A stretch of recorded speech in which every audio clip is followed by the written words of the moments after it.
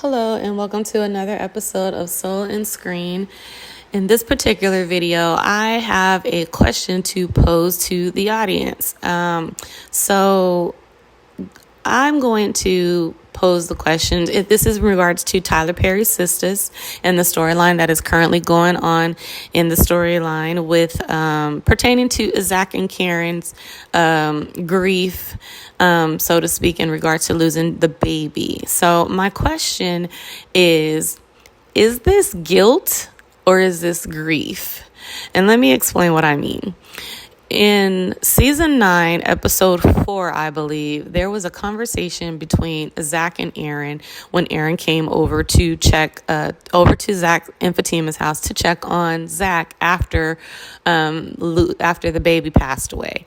And so one thing that came out during their conversation, Zac said to Aaron, "I am trying to separate what I'm supposed to be feeling versus what I actually feel," or something to that nature. So my question is, since he said he's trying to separate what he's supposed to be feeling versus what he actually feels, what do you think that means? For me, when I hear that, since he's a father whose child was born but just did not make it, what he's supposed to be feeling is grief, loss, hurt, right? Distress and just all type of emotions that go along with grieving. Even, certain points, sometimes anger and all that kind of stuff, but just what it is to have a loss. You feel hurt, you feel sad, you feel like, what could I, what I couldn't do, like, what was it that I could have done different? Like, you just have all these emotions. Now, that's probably what he should be feeling, but he said versus what he actually feels. So my question is it actually the guilt that he's feeling because he does not really feel that way? Is it possible that Zac is really feeling a level of relief just like Fatima, but he's feeling guilty about it to the point where it's making him shut down? It's making him shut down. So he's not feeling the loss. He's shutting down because he's feeling guilty that why am I not feeling the way that I possibly should be feeling, considering this was my child?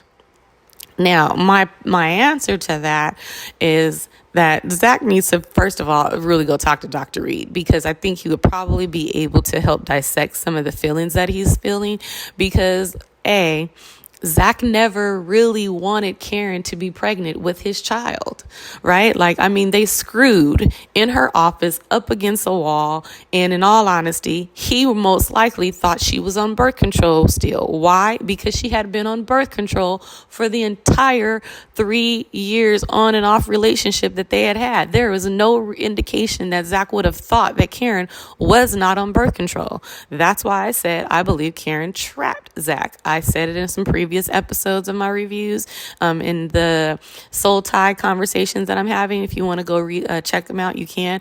But I believe she trapped him. Zac had no intentions on getting Karen pregnant. It wasn't like he's doing with Fatima. He's planning to marry Fatima. He's planning a family with Fatima. He did not do that with Karen. When Karen got pregnant, it was because of a screw. They screwed. She got pregnant when she went off on Fatima, and he came to the office to tell her to back up off of Fatima and everything. The first thing that he said when she said, "I'm pregnant," is Fatima. Probably wasn't the first thing, but that was one of the first thoughts that was going through his head, because he eventually said it. But so what that shows is that he didn't want Karen to be pregnant.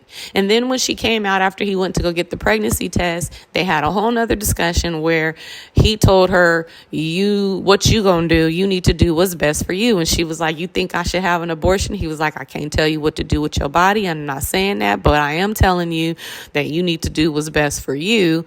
And that eventually, no matter what you decide, me and you not going to be together." And so you fast forward to a couple of the other seasons, season 4, then, she started dropping by the house, and she came by and he told her he still was in love with Fatima and that they going to figure it out. They're going to work it out. By season 5, he was, kind of making plans because it was a possibility that the child was his. But in season 6, he had finally caught on to what Fatima was saying and quit claiming a baby that you don't know is yours without a blood test. And so when she went over to walk into Karen's house and they got back to Zac and Fatima's house, one of the first things that she said to him is, why didn't you look at the paper? And he was like, because she didn't even have my DNA. And he was like, well, Fatima told him, well, if it wasn't Aaron's, then it got to be yours. And Zac said, well, we don't know that either.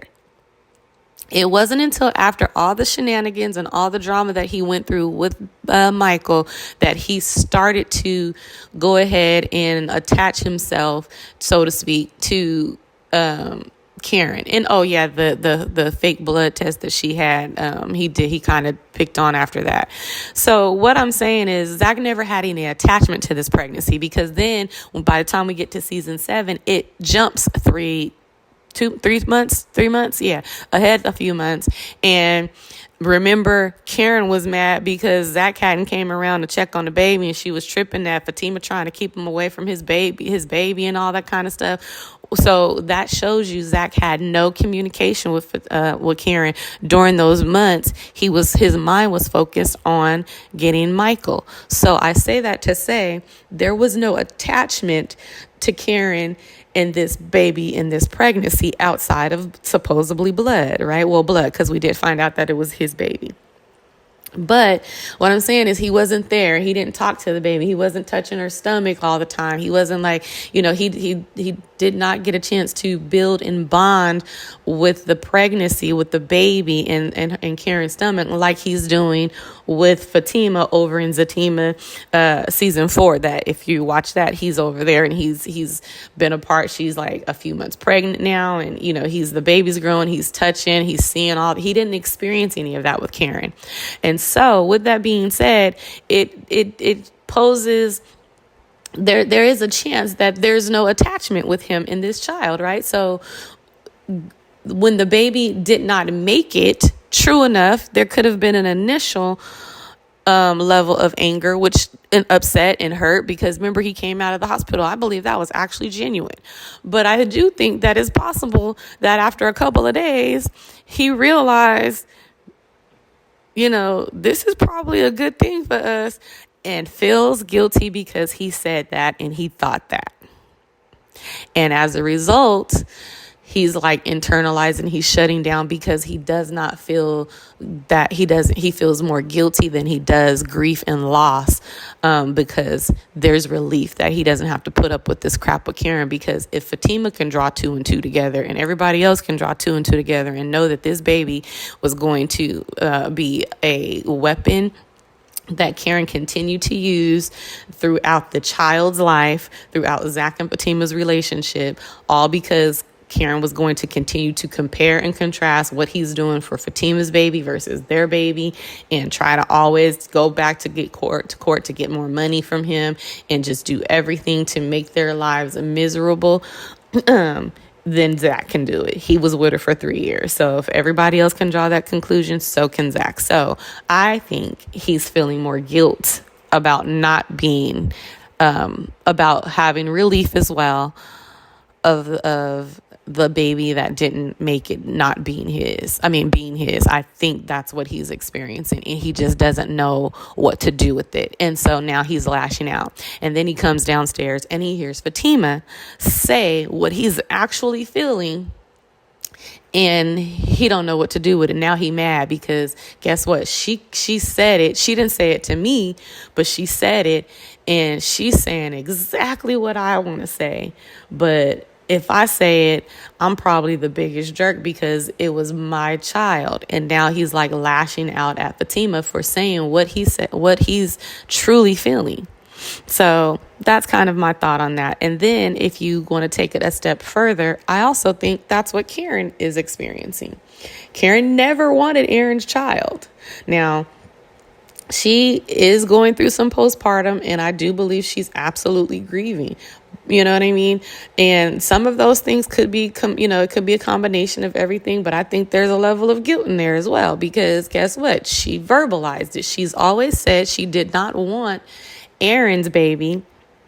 And now she has Aaron's baby. And then what happened if she's kind of thinking in her head, because they all into this karma stuff, you know what I mean? So what happens if she's thinking in her head, I didn't want Aaron's baby. I never wanted Aaron's baby.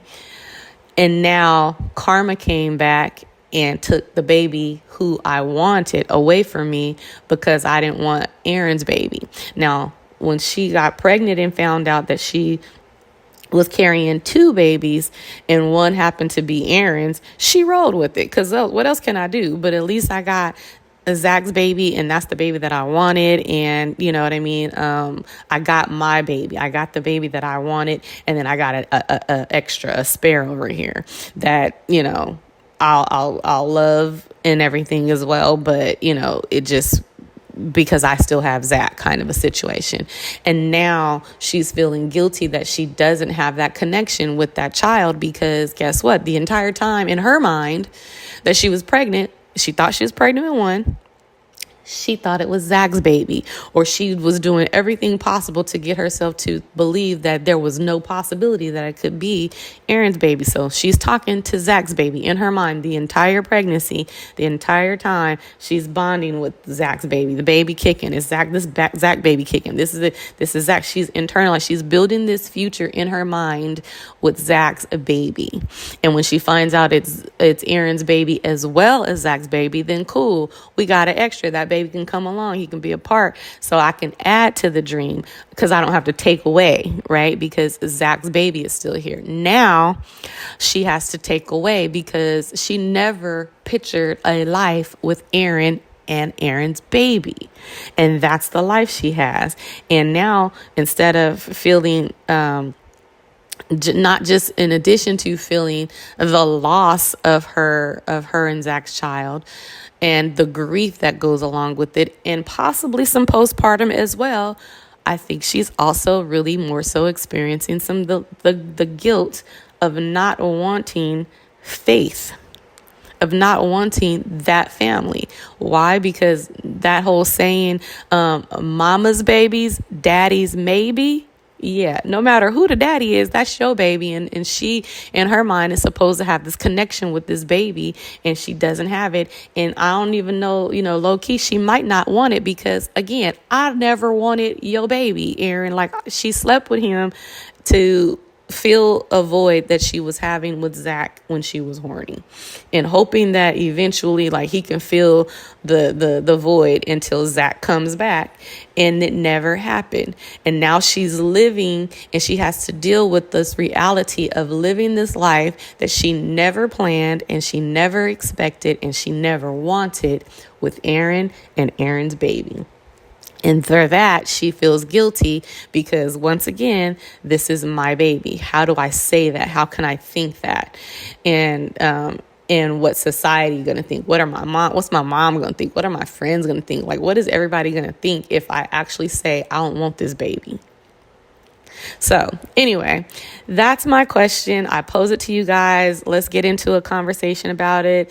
What do you think? Is this actually guilt or grief that Zac and Karen are feeling? And as a result, let's see what happens with the rest of the episodes. As we move forward in it, I heard, this is just kind of spitballing some brainstorming that came out. I do write. So this is, again, how I would probably try to write it. So I was brainstorming, and I thought I would just pose the question to the channel to see kind of what kind of comments I get from it. So anyway, definitely, if you are enjoying these questions and commentaries and reviews, please like, share, and subscribe. And let's get into it and see what we come up with. Talk to you soon. Bye.